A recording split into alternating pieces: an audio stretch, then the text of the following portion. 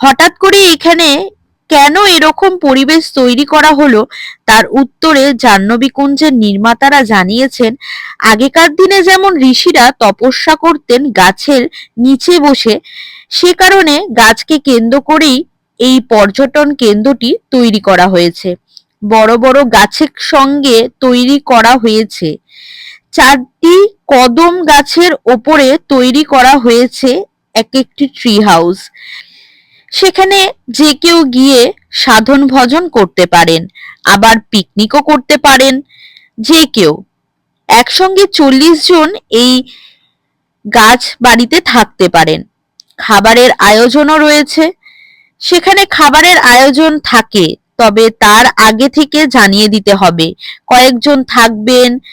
তা আগে থাকতে জানিয়ে রাখলে খাবারের আয়োজন করা সুবিধা হবে। শুধু দিনের